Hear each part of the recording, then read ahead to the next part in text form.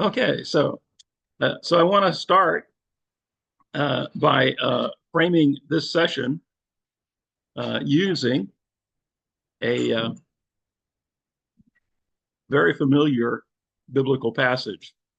And you're going to wonder at first, if you haven't already when you did your homework, some of you, why we're doing that. But the points to be made using these check boxes, what we have here are the wonders, the signs that God gave to Moses and Aaron to show to Egypt in order to evict or to elicit the result that God wanted. So the first thing I asked you to do was to tell me, after reading from chapter 7, verse 8 through chapter 12, verse 30, if the Egyptian magicians could duplicate the miracles, signs, or wonders by using their prestidigitation skill or whatever tricks they had up their sleeve.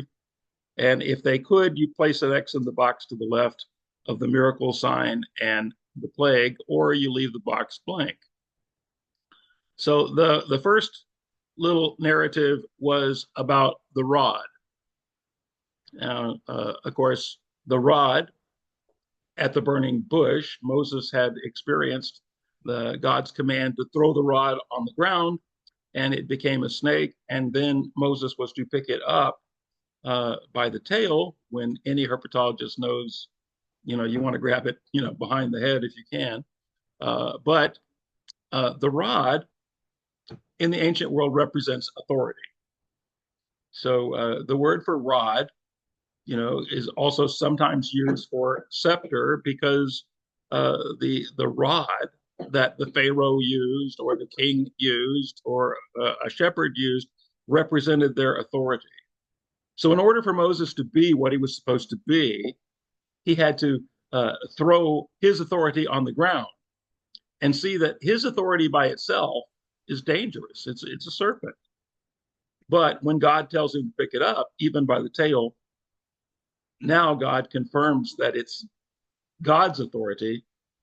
And from then on, we usually see it referred to as the rod of God, as opposed to the rod of Moses. But anyway, and then serpents in the ancient world represent wisdom. And there's both divine wisdom and human wisdom. And so we have a bit of a contest here. So when Moses and Aaron show up at Pharaoh and Aaron throws his rod down, it becomes a serpent. And the magicians, the court magicians, the astrologers, the seers, they say, that's no big deal. We'll show you how that's done. And I believe by a form of prestidigitation, much like a magician drawing a rabbit out of his hat, I believe they managed to, each of them seem to pull out serpents. And it's not unusual because serpents are that symbol of wisdom. And these astrologer magicians are supposed to be wise men. So, so they do it in that way. But it isn't, all natural, because the scripture goes on to tell us that Aaron's serpent ate all the serpents of the magicians. So, so the point of the sign is that God's authority, is higher than human authority. God's wisdom is higher than human wisdom. But nonetheless, we do have the court magicians duplicating that, so we get to put an X next to rods to snake. Now, the first actual plague, of course, is the turning of the Nile into blood. Now, we don't know how God turned the Nile into blood. It is a miracle, however God did it. There is a marvelous theory about a volcanic eruption and the ash coming into the Nile and clogging the gills of the fishes, which caused the fish to die. And as they died, their blood turned the Nile red. Uh, but all we know is that God did it. We also know that the Egyptians worshipped the Nile as a god. Here is the Nile. It actually represented a human form over on the right-hand side. And of course, the Nile, as it was in the ancient world, represented on the left-hand side. So, did the magicians duplicate the feat? Small scale. Excellent point. Okay, so yes. So they were able to turn water to blood, but the Nile was already turned into blood and all over. So what they were doing was on a small scale, which easily could have been done with some kind of alchemical trick, on their part.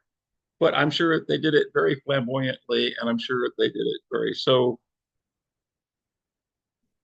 You all said yes already, so we'll go ahead and put the X there. So far, it's God makes the first move, and the magicians counter to a small scale. But in both cases, they've been, outclassed. But the next plague was the frogs from the stream, which definitely follows up on what happened in the Nile. If the Nile turns to blood and the fish are dying, then naturally the frogs are going to bail out because they're amphibious. They need both air and water, and their food is going to be tainted and contaminated by whatever is going on in the Nile. The reason I'm putting these pictures of Egyptian gods here is that I believe that God chose these plagues to rip down the Egyptian pantheon from bottom to top. And so one of the lesser goddesses, but prominent among the Egyptians, was Hecate, who was the goddess of babies. And if you look closely at her, you notice that she has a frog face. And also, if you look at any tomb, you will find a lot of little frog amulets. And the reason for that was that the frog, because of Hecate, the goddess of babies, the frog was supposed to increase fertility. So it's not all that irrelevant on a night we're going to be talking about genetic engineering that we're talking about the plague of frogs. Okay, somebody tell me what happened with the plague of frogs. Did the magicians duplicate it? Yeah. Yes, they did. We don't have any real details on how they duplicated, just as they did. Right. But you know what? If there are frogs all over the place, you could easily capture some frogs and say, "These are mine." Yeah. So so basically, I'm skeptical of the magicians duplicating this feat. But maybe I shouldn't be that skeptical because it's entirely possible that God used, this natural chain of events, after the Nile fouls, to have the frogs come out of there, and after the frogs come out of there in all those multitudes, then there may be another event. But the other event is gnats from the dust. Now, we very quickly end up having both gnats and flies. And guess what? There's one god in Egypt who is the god of the gnats and the flies. And his name is Khepri. And so as we're going from bottom to top, we got the Nile, we've got Hecate, we've got Khepri now with the next two plagues. And these plagues are the gnats and the flies. So did the magicians duplicate the gnats and the flies?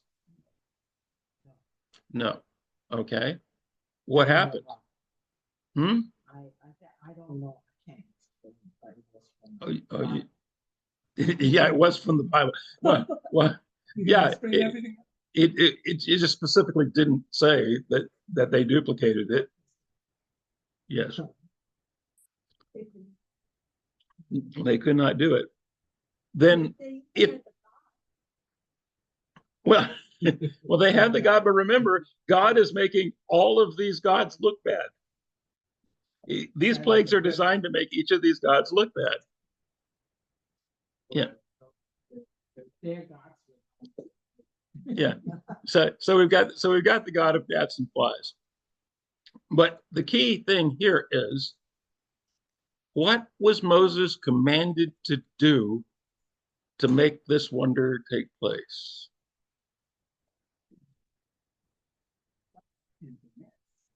Turn the dust into gnats. So did he not strike the dust, or am I just assuming that?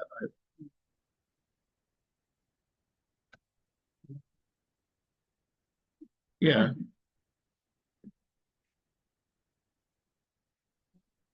It is yeah. Stretch out your hand. Okay. Your staff. Yeah, exactly. So he was to prepare for it, but in no way could he be perceived as causing it. He waves his rod of authority, which is now known as the rod of God. And by raising that rod, this happens. There's one other thing, and that is that the Egyptians believed that gnats and flies were proof of spontaneous generation. What is spontaneous generation means? The Egyptians believe. Yes. In spontaneous generation, the life just appeared. But in this case specifically, what'd you say? Yes, spontaneous generation. Yeah, because they couldn't explain how those gnats and flies got around so fast. But in this case, Moses uses the rod of authority, and the gnats generate from the dust. And the gnats are so prolific that everybody is miserable. Now, I don't imagine the gnats were as bad as horse flies, but when it's hot and you're around horses, you're going to get bit a lot by the horse flies, and it's miserable. But sometimes when I've been out camping, there have been areas where the gnats were, prevalent, and you're just, so busy hitting yourself all the time to kill those gnats that you're miserable. And I can just imagine, that's, what they're going through. And I feel the same way about flies. So we can easily say, no gnats, no flies are duplicated. So, oops, I'm out of order on the next one. And the next one should be the livestock.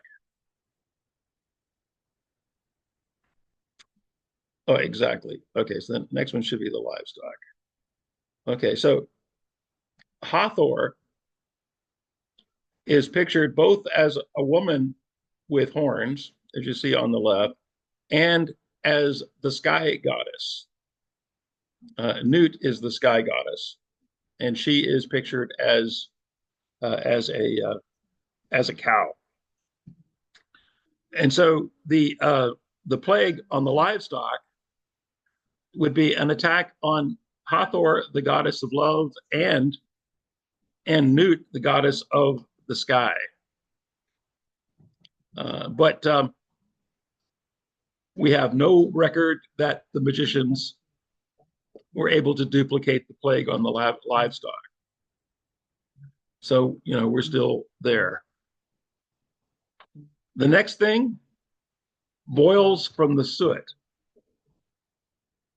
Well, it is true that you probably are going to have skin diseases from filth, but I don't think they knew that yet. But and also the flies would have probably brought about part of the boils. So basically, where you have the frogs dying, you're probably going to have gnats and flies. Where you have the flies, you're probably going to have the plague on the livestock. And then when you have all this plague stuff going on in the flies, you're probably going to have the boils as well.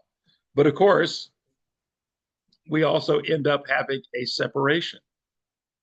We have the separation at the livestock, right?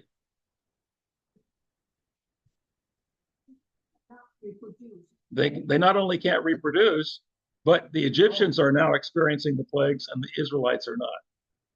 You know, so and he doesn't understand the Old Testament talk about the question is why are there so many issues, problems? So I had to start from the process. But it's really quick. I know how to say. Oh, okay. All right. From the biblical. Okay. Well, better you than me because it would take all year for me to explain.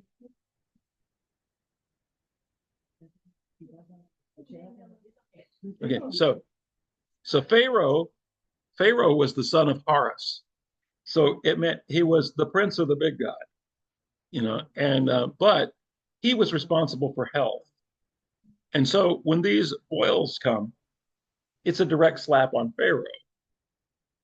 And once again, the magicians can't heal the boils, and the magicians, you know, can't duplicate the boils, and so it's there. So it's a slap in the face of Pharaoh.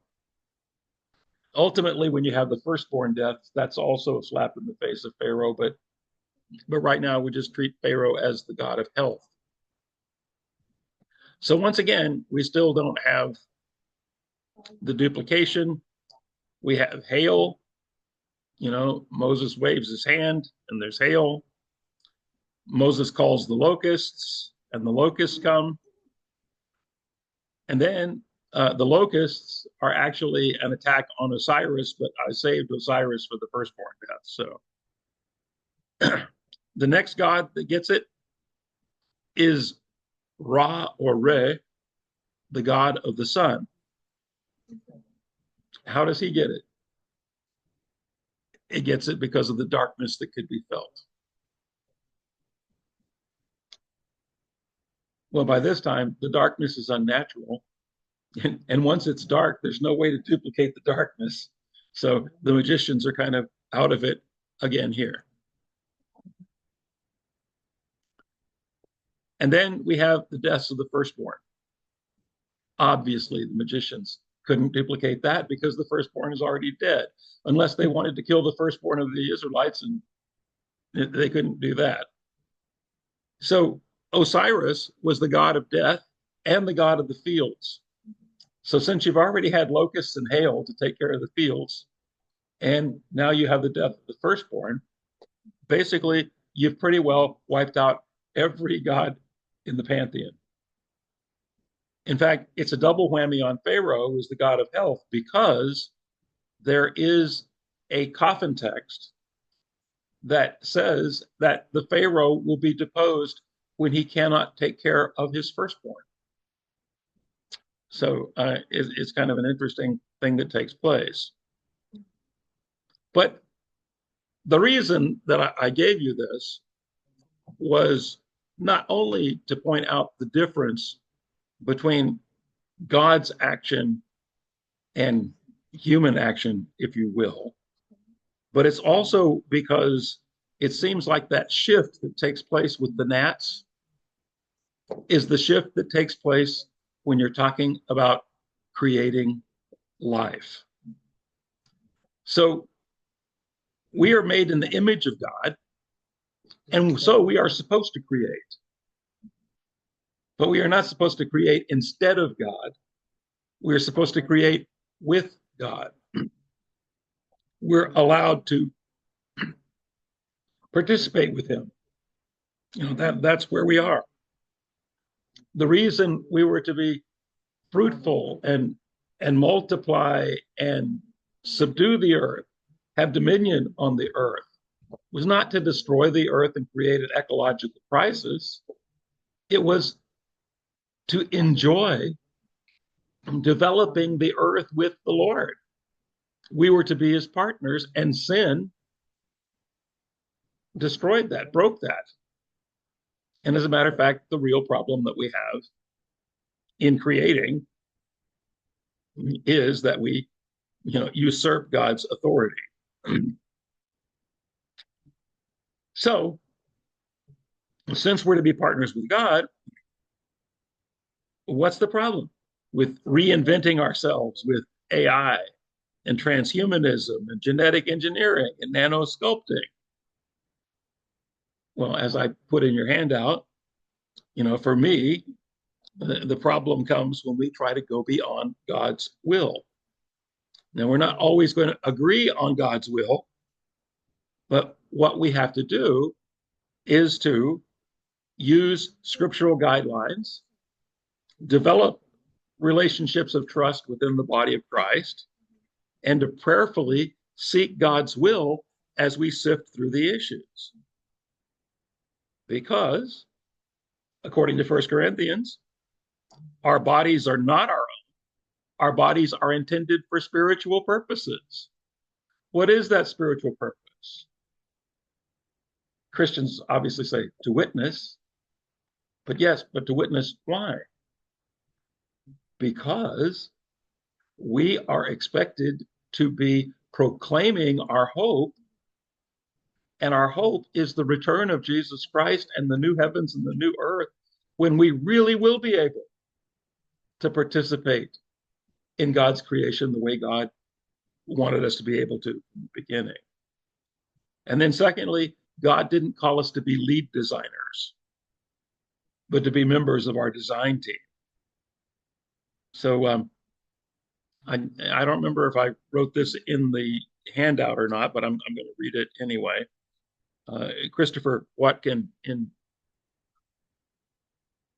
this terrific philosophical theological book, Christopher Watkin says, rather than primary creation, the human task of working the ground is what some theologians have called improvisation, developing and creatively riffing on a theme already present in God's created order, following a dynamic of call and response between God and humanity in a way that's inherently communal, in that we join with others and follow in the footsteps of previous improvisers.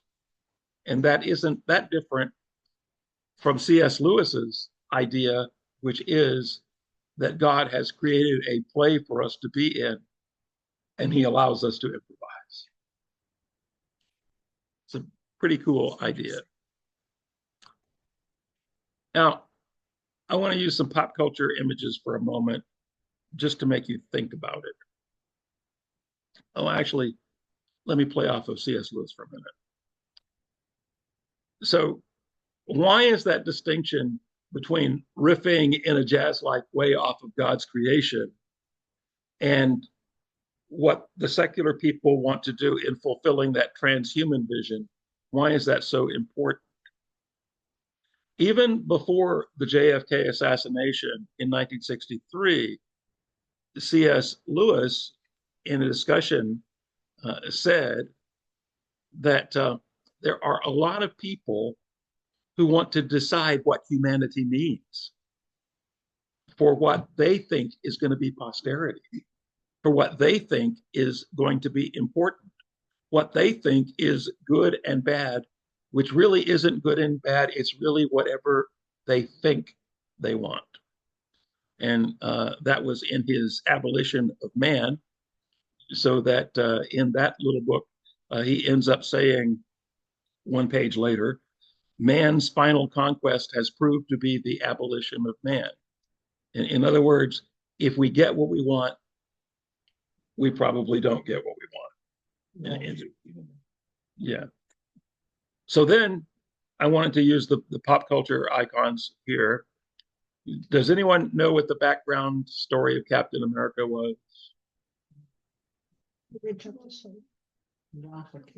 Yes, he was a rejected soldier. So he was a would-be volunteer to fight in World War II, and he flunked his physical. He was declared to be 4F, not fit for physical service. But they had this serum that they wanted to test in order to create super soldiers. And as it turned out, the only batch they were ever able to make was used on this little runt named Steve Rogers. And it changed his physiology and it turned him into a superhuman Captain America.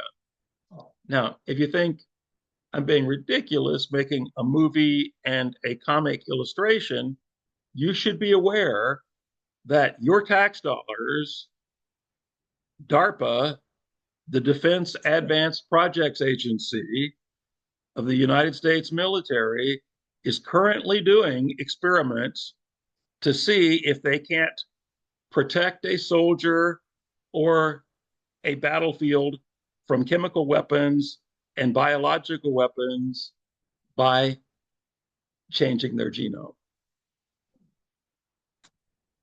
So, basically, you're spending money on this. You should be aware of it. Okay.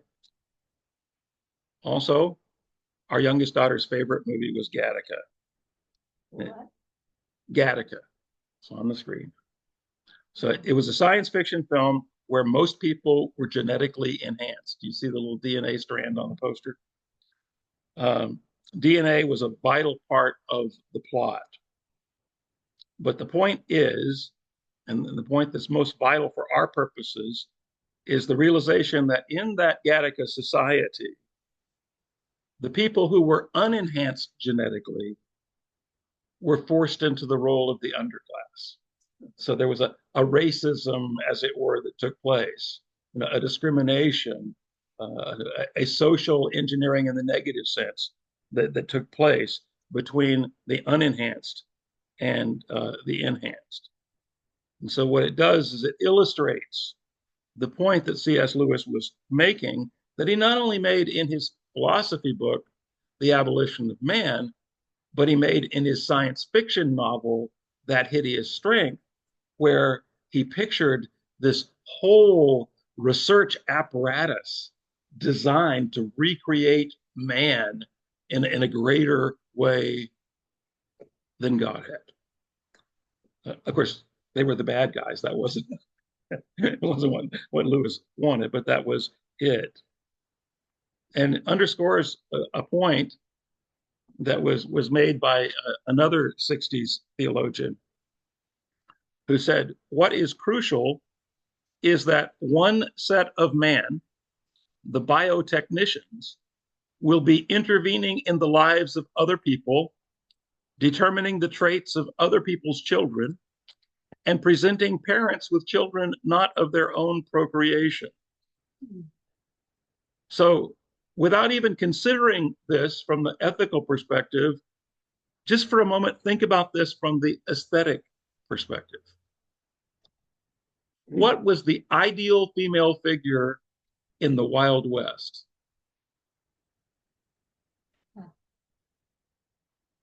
Yeah, to put it bluntly, Waylene said fat. Yeah, if photographs are any indication, the males like their females with a lot more meat on their bones. And I presume that was because it made them bustier. And I know it made them hippier because part of the, not hipper, but hippier, because, yeah, part of the ideal was that they would have childbearing hips. Why? Partially because of the high infant mortality rates, and partially because lots of children were perceived as resources when you needed a lot of them to be cheap labor, free labor on the farm or on the ranch. So they were perceived as resources and labor for the family enterprise. So what if someone was able to travel back in time and use the genetic engineering ability that we have today, at least, on a very basic scale that we have today, and that they were able to genetically engineer big women to be our posterity. So what if 100 years ago they had decided this is the ideal woman?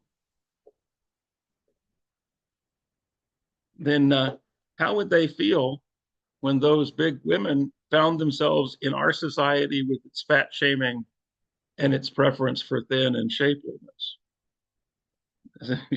And, even aesthetically, you can see there's a problem when humanity, on the basis of what's desirable right now, makes decisions for the future.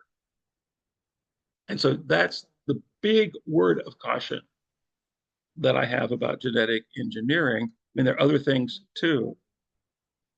But then where the ethics come in, uh, really takes place on the gene splicing scale. So this is a fellow. His name is Yoshizumi Ishino. He did his PhD at Osaka University. He finished his PhD in 1986, and he was doing research in bacteria. And he noticed a repetitive sequence in bacteria that would later be known as CRISPR. And I'll tell you in a moment what CRISPR is.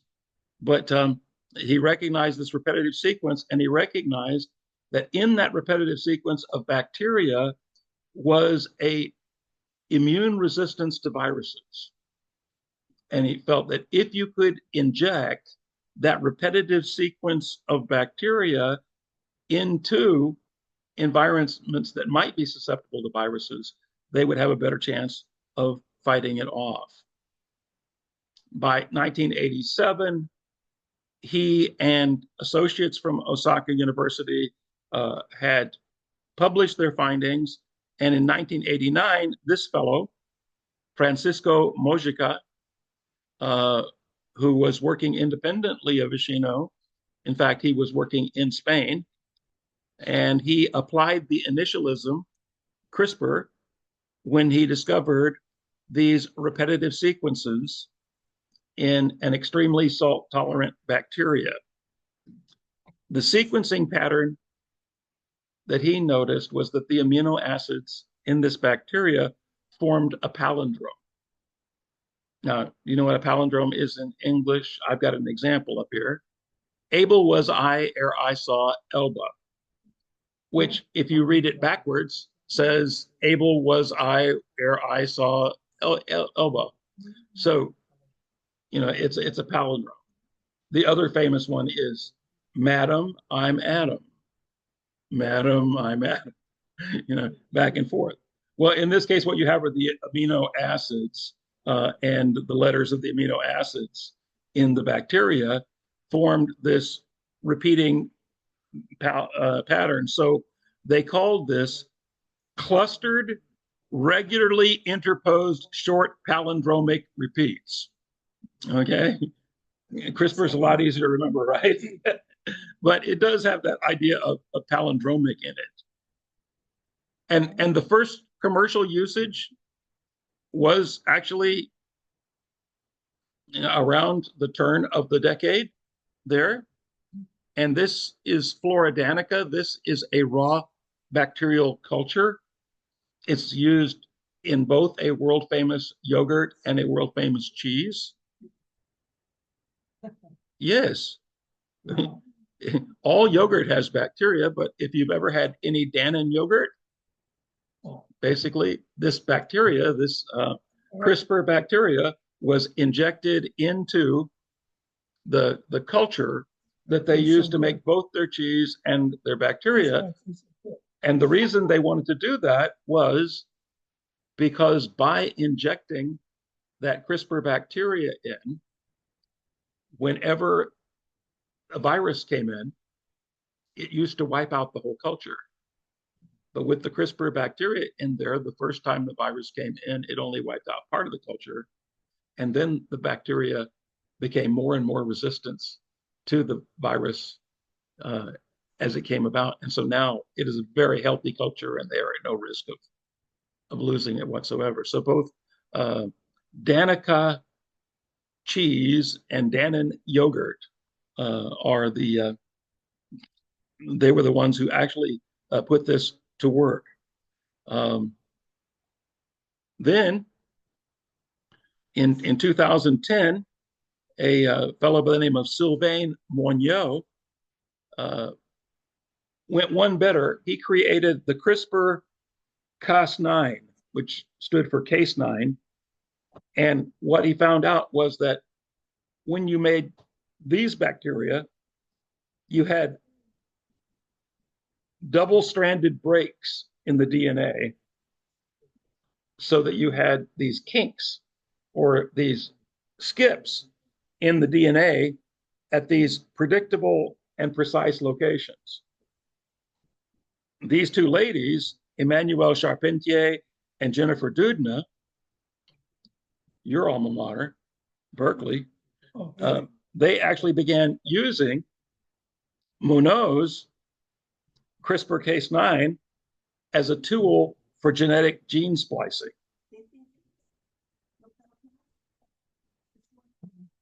I believe so. I, well, they were collaborators in both 2011 and 2012. Actually, in 2012 was when they demonstrated the gene splicer, but in 2011 they started doing it. In 2011, they actually did it, and so within a year or two, commercial applications using this gene splicing technique began to appear. Oops. Well, actually, I have that pictured later, I guess. So, Pennsylvania State University began to use the gene splicer.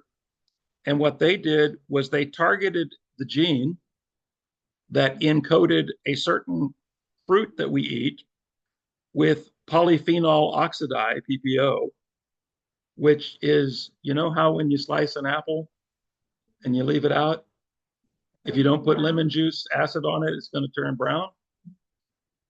Well, what they did was they used the gene splicing bacteria to come in and target that gene, much like a guided missile, you know, coming in and wiping out that gene that encoded the polyphenol oxidase.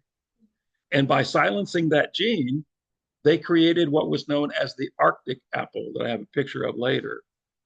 You can slice the Arctic apple, leave it out in the open, it doesn't turn brown. Yes, yeah, I've actually had one. It's good. Okay. And then immediately thereafter, Del Monte, you remember seeing the green labels on the can? And also you probably had Del Monte pineapple, right?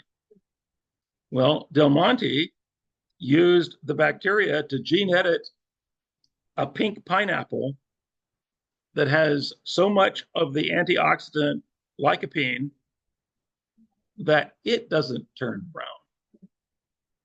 And as we know from a pineapple that turned brown in our refrigerator last week, pineapples do have a tendency to do that. But this pink pineapple has that antioxidant, and they also used the gene slicing. Well, in 2015, anybody ever hear of Sun Yat-sen University in Guangzhou? Okay. Yeah. So at that university, the researchers first genetically modified human embryos using this injecting of the bacteria of the CRISPR.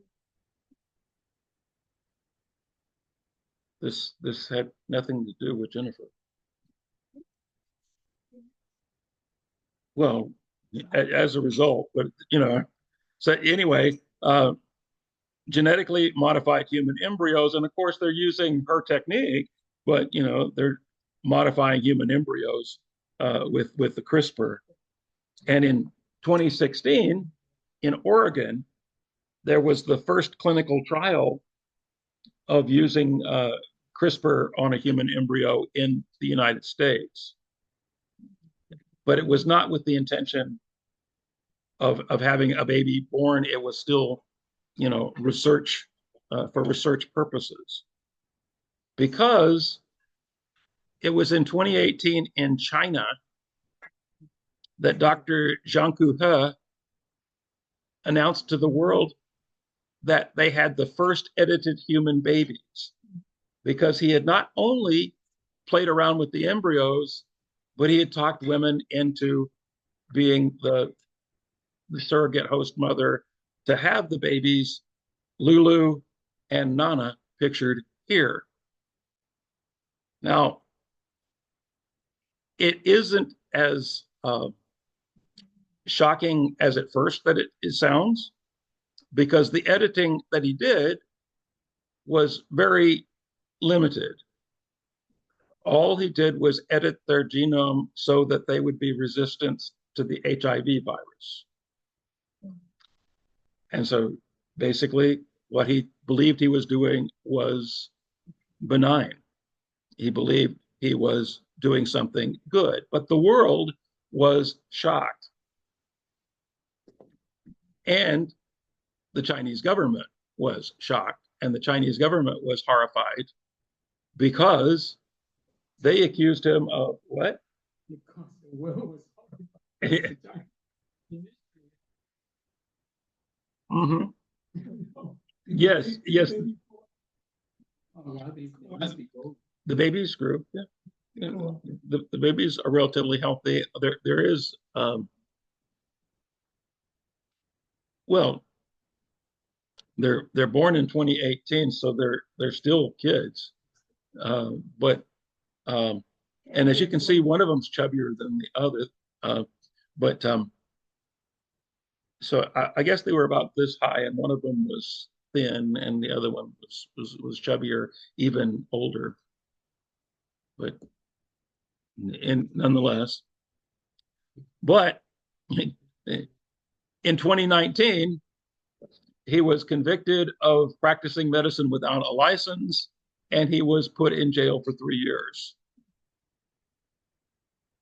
So at the same time as Dr. He was practicing his unlicensed medicine, an Irish biochemist named Helen O'Neill purchased a liquid nitrogen tank with hundreds of frozen embryos that were all donated by prospective IVF parents. But the reason they hadn't followed through was because genetic sequencing had shown that all of them had genetic traits with a tendency towards cystic fibrosis. But it was ideal for experimentation because all of the parents had given permission, for them to be used for research. But O'Neill knew that it would be impossible for her to correct all of them. But her hope was that if she could correct a critical mass of these eggs, she could give some of them a chance to have potentially healthy babies. But when He's scandal broke, there was no way that the British legal system was going to let, because she was working in England at the time, even though she was of Irish descent, and they weren't about to let her do it after the shocking world scandal of that. So let's talk a little bit about from the frivolous to the sublime. Early on in this process, this is not a sculpture. This is not a painting. This is a green bunny. An artist decided to use genetic sequencing, this CRISPR, to create a fluorescent green bunny. They genetically modified the bunny using the enzyme from a jellyfish. So you know how the jellyfish glow? So they used the enzyme from the jellyfish to create this fluorescent green bunny. It's known as the GFP bunny. it actually exists. As a matter of fact, it was actually shown in Chicago at the Art Institute. It was because it was considered to be an art installation, even though it was a living bunny. But it was synthesized with jellyfish DNA added in the year 2000. And then earlier I talked about genetic modification of the apple.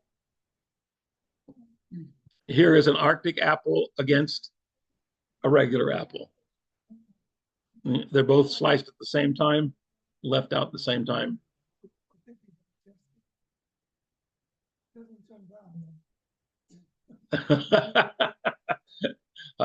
I've never heard of anybody having any trouble with them. Um, you know, so one of the things, is that, there's a lot of controversy about genetically modified organisms. But the truth here is that you're not using any chemical agents. You're using, purely biological materials. Oh,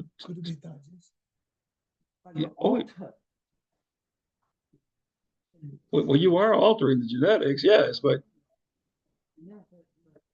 yeah. The thing is, just like cloning.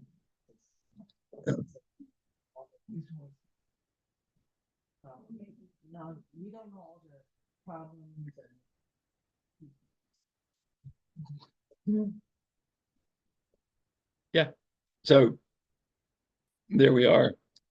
And the problem, as I illustrated with my Wild West woman, is, if we are determining, what's really important for the future, what is better?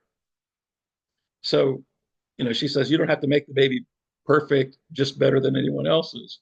But what is better? So what if I told you that we've isolated the gene for feeling pain, and that, I was a genetic engineer and I could make it so that your baby would never feel pain? but we already have different things. Well, but I can guarantee you, so I can guarantee you that I could inject the SCN9A gene and they would not experience pain. That's dangerous. It's very dangerous. Absolutely dangerous.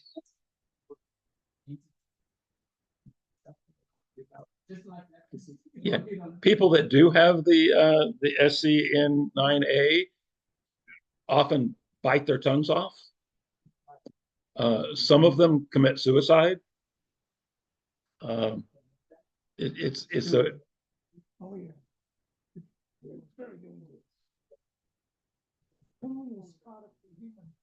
it's part of the, all right. So, but it sounded good, didn't it? You could have a life without pain, but it's not good because there are implications that you can't figure out.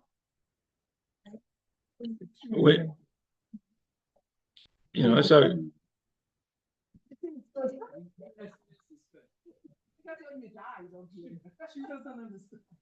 is that, but yeah.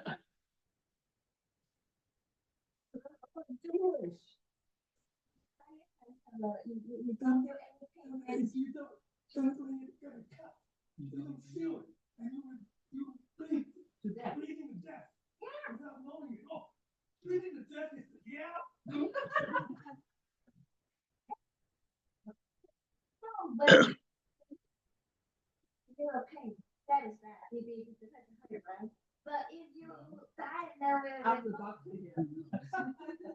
So if you die without knowing why you died because you don't know the pain, so you can be dead anytime. So if you have the pain, you could potentially get a tourniquet, stop that blood, or you could get help, get a blood transfusion, whatever, you could live. But without the pain, you wouldn't necessarily know it. You wouldn't necessarily. A lot of people who have the SC9A, a lot of those people die because the pain signals aren't there for them. Protective mechanism. Yeah. Save your life. Thinking when you are really want to die, Yes. Yeah, we look at that. Right. Because somebody opened. Yeah. So Jacob, Juneteenth was thinking that this painlessness sounded kind of good.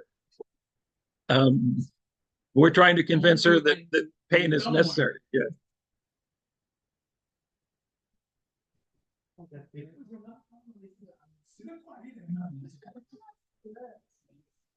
This is like a peaceful death. Well, there are ways to have a peaceful death, but that's a different issue. So how is this done? So basically, what they will do is to prepare a well plate that has these little indentations in them, and you put 1.5 milliliters of a culture medium in there, and then you and you have the cells in there, and you acculturate them by putting the culture medium in, and then you wash them out and you aspirate them and discard the saline and harvest the cells, and then you put them in a centrifuge and you run them at room temperature for 10 minutes, and then you stick them in a machine like the one that's pictured here. That's called an electroporator, and you can get them from as low as $1,000, but then I've seen them for 16,000 and more. Not that I'm thinking about getting, because I wouldn't know what to do, but I was curious as the prices, right? So so I was looking at what they do is that then once the cells are there, this thing electrifies them so that just enough to open up the outer layer so that you can inject the bacteria, the CRISPR Cas9 in there, and begin to do your modification. And why do you want the CRISPR Cas9 in there? Because it's a lot like splicing a film together. So what you have is your RNA guide, your ribonucleic acid, that is going to tell the DNA what to do. And with the CRISPR Cas9, you've got those two blank spaces, right? So when the chromosomes are crossing over, you've got those two blank spaces. So then, with the CRISPR in there, all these amino acids are popping into place, and the RNA is telling it what to grab. And that's where the modification takes place. And when it grabs the amino acids and puts them into the chromosome strands, then you've got your modified gene. So that's what they're doing. So it's a lot like splicing film in the old days. You'd have the film come along and you'd cut it and then you pull that out, and then you splice it back together.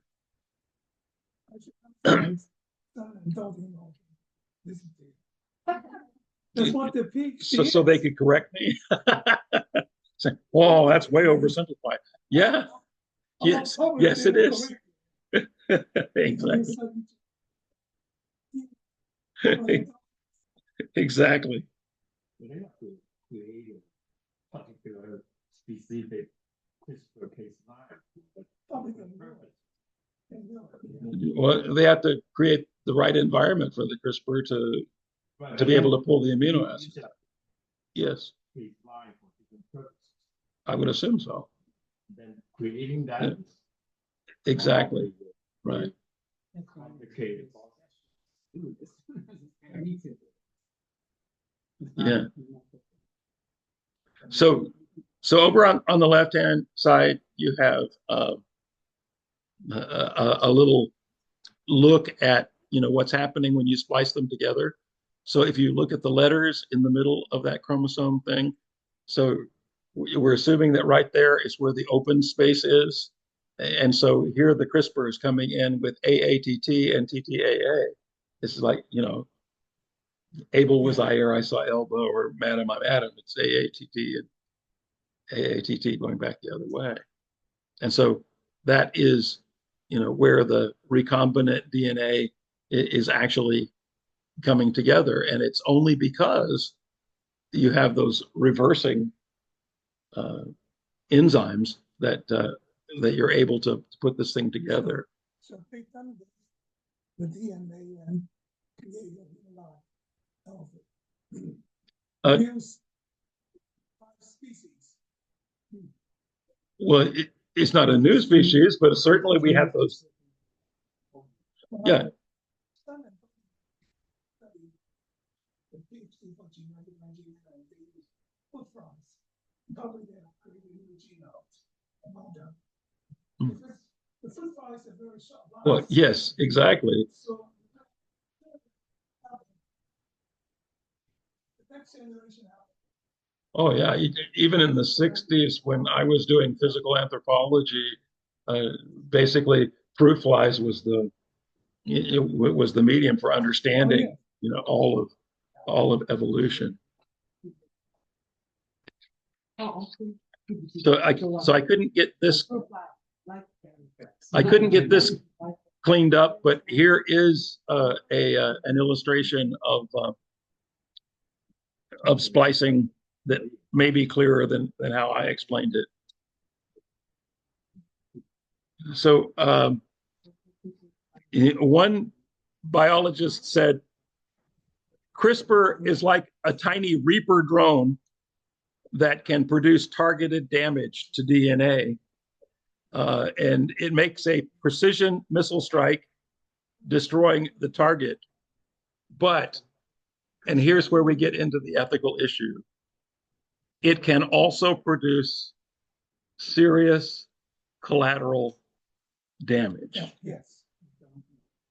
So the problem is we don't know specifically all the changes. We know basically what changes are going to happen, but we don't know all the changes. So just in my painless example, we could do that.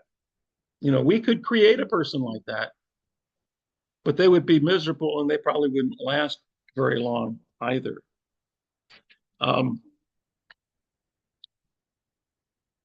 There was a Portuguese.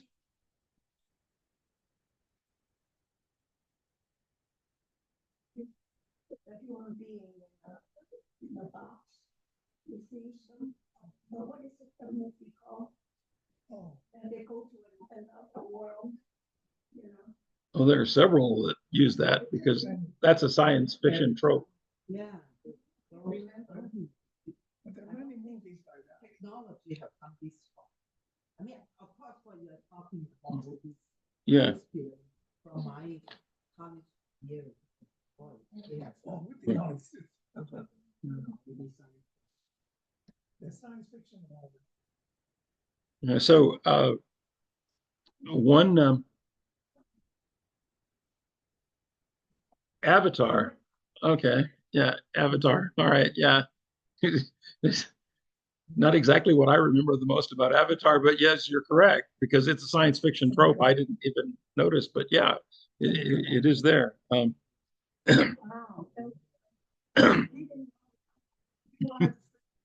Yeah, exactly. So,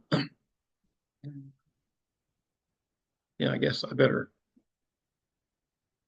Oh, yeah. Okay. So here's the big issue: is when do we decide that it's worthwhile enough to take the risk of collateral damage? When do we decide that we're working with God and not usurping God's place.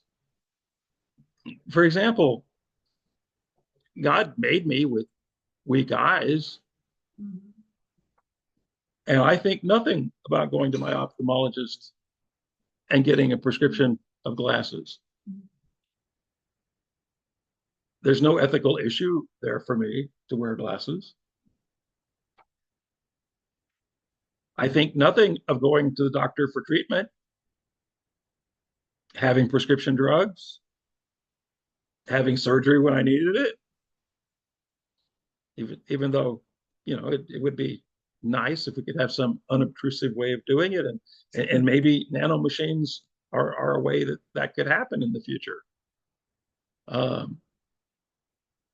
Oh yeah, there was one other thing I wanted to deal with on the science aspect. It's always bothered me, this science fiction Frankenstein scenario. In fact, even back in the 80s, when Drexler from MIT wrote this book about nanomachines, the idea was, if they're self-replicating machines, or if they're self-functioning molecular machines, then how do you stop them? So it's sort of like the AI, the sentient AI, so if they think for themselves, what's to keep them from coming after us, Well, except that in the case of the nano machines and the molecular machines, and this and this type of genetic surgery, there is a way to stop them. And basically, you create them so that they are excited by certain types of light. Now, at first, they were excited by UV light, which was a big problem because UV is everywhere. And so that was a problem. But now they usually do it with blue light. So you have it set so that, they have to have, direct blue light in order to function, at least on the Petri dish basis. But to me, at least I thought that was interesting, because to me, if you got a machine, you got a way to turn it off. And how do you do that if it's organic?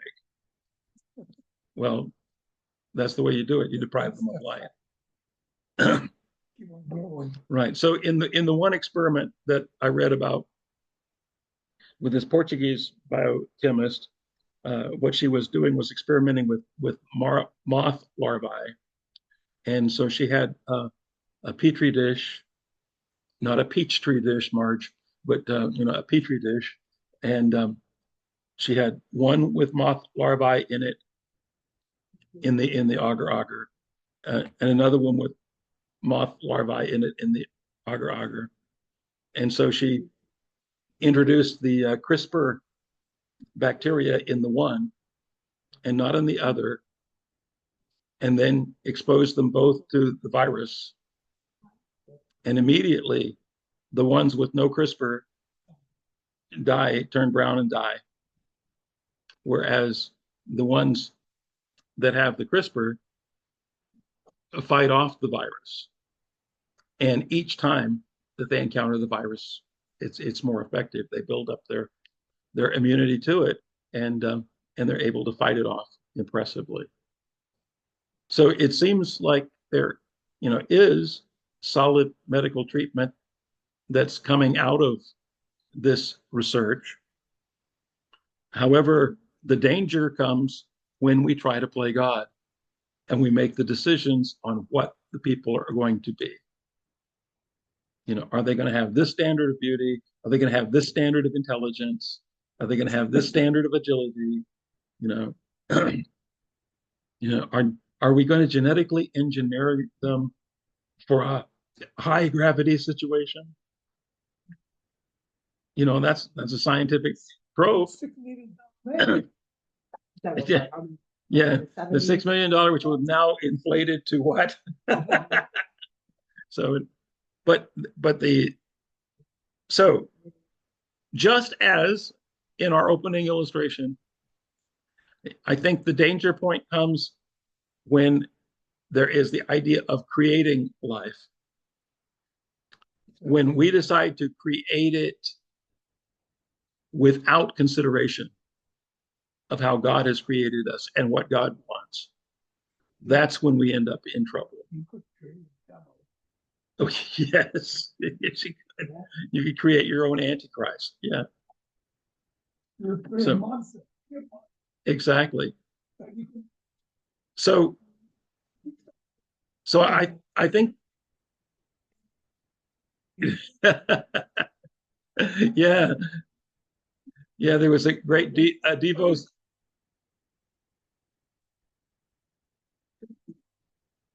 That's Yeah. full of danger. Yeah, I loved that Devo song, Dr. Jekyll and Mr. Hyde, a real nice guy with a nasty side. So, so my take on the Christian ethic on genetic engineering, which you may feel like I wasted all your time on, is that we do have a responsibility to do what we can to improve ourselves as partners with God. But once we start making the decisions for God, then that's where we've stepped over. Okay? It's extremely dangerous. So God bless you. And that's what I had for tonight. You have to memorize. Well, I will be